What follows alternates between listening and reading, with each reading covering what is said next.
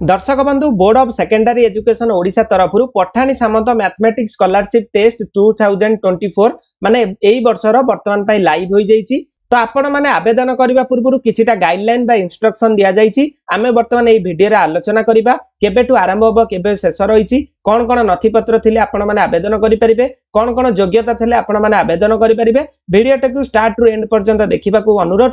जदि आपण माने स्किप कर देबे बा आगु को पळै जिवे तो आपण माने बुझिबारे अक्षमता हेबे। मु विश्वजीत स्वागत करूची tech Biswajit official YouTube channel को। आशा करूची आपण माने भलरे थिबे एवं सुस्थ रहिबे। तो चलंतु आगु को वीडियोटी को मु आपण को नउची। फास्ट रे आपनकर अछि जनरल इन्फॉर्मेशन माने साधारण इन्फॉर्मेशन दिया जाईची। प्रथम लिखा जाईची Pathani Samanta mathematics scholarship test will be conducted for the following two separate stage. एई जो पठाणी सामंत आपनकर एग्जाम हबो एटा को दीटा सेपरेट स्टेज करा जाईची। स्टेज 1 टी होची student reading in class VI are eligible. Stage 1 रे केउ माने आवेदन करि परिबे दर्शक बंधु ना जो पिला माने षष्ठ क्लास रे शिक्षार्थी रहिले विद्यार्थी रहिले सेई माने स्टेज 1 रे आवेदन करि परिबे। आपण मानकर डाउट क्लियर होतिबो। सेकंड ऑप्शन टी आपनकर रहिला माने स्टेज 2 टी रहिची student reading in class IX are eligible. जो विद्यार्थी माने नवम श्रेणी रे शिक्षा अध्ययन करूचंती सेई माने मध्य आवेदन करि परिबे। एई दीटा कैटेगरी रे आपण माने आवेदन करि परिबे Pathani Samanta mathematics scholarship test.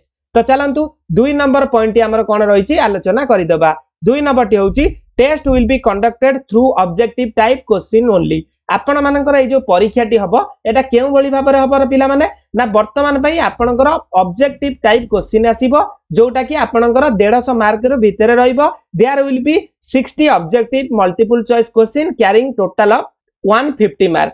150 mark भितरु आपनकर 60 टी मल्टीपल चॉइस रो क्वेश्चन टी आसीबो। Test will be administered in OMR sheets only. आपण को गोटे OMR रो आंसर शीट मिलिबो जोथरे कि आपण को कला एवं ब्लू पेन रे बॉल पेन रे आपण सेटा परीक्षा रे गोल बुलेइबे जो बळी भाबरे परीक्षा आपण मानकर चली जेबे स्कूल माध्यम रे। 5 नंबर टी आसिला आपनकर कोन दर्शक बंधु application for the test shall be received only online mode. एई जो फॉर्म फिलअप टा आपण माने करिवे परीक्षाटी दबा पई ऑनलाइन माध्यम रे केवल दर्शक बंधु आपण माने पिलांकर करई परिबे। आपणकर या पई कोनोसी ऑफलाइन मोड करा जाई नाही। एवं आवेदनर प्रथम तारीखटी केबे रहिची ना 7/1/2025 टू 17/1/2025 मध्य राति माने 24 घंटा पर्यंत आपण पकेई परिबे। माने आपण माने दिन मानरे जेते बेले चाहिले मध्ये आवेदन करि परिबे।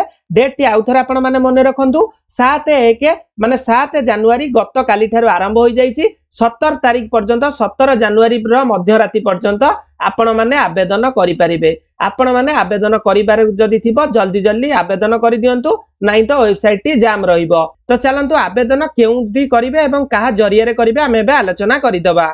केउंटी रो 1 नंबर टा आसिला block education officer for the student elementary school under their jurisdiction they shall fill up of the stage 1 candidate only. जो स्टेज 1 रो कैंडिडेट माने रहिले सेही मानकर किए फिल अप करिवे ना बीओ ऑफिस रे आपण माने आपनकर जो परीक्षा पई आवेदन करि परिबे।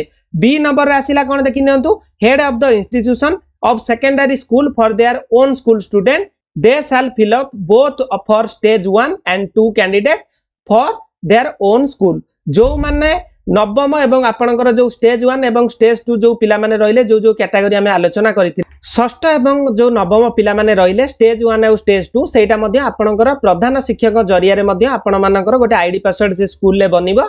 आपण माने तांकरी पाखरे आवेदन करि परिबे। बुझी पारुथिबे अथॉरिटी लॉगिन पई किछिटा वर्तमान पई एटी गाइडलाइन दिया जाईची। जो गाइडलाइन टी पिला माने आपनकर किछि बुझिबा आवश्यक नाही। एई गाइडलाइन टी सब शिक्षक शिक्षयित्री माने प्रधान शिक्षक को एवं बीओ ऑफिसर को बुझिबा दरकार अछि। आशा करू जे वीडियोटी रे आपनकू बहुत किछि सिखिबा को मिलितिबो। आपण माने एई वीडियो माध्यम रे जानि गले जे केबे ठारू पठाणी सामंतर एग्जाम टी पड़िबो एवं लास्ट डेट टी केबे अछि। आपण को स्कूल सहित जोगाजोग कले आपनकर एई एग्जाम पई जदी आपण इच्छुक थिबे माने इंटरेस्टेड थिबे तो स्कूल जरिया रे आपण मानकर आवेदन होई जिवो। आशा करूची आपण को ए वीडियोटी भल लागितिबो।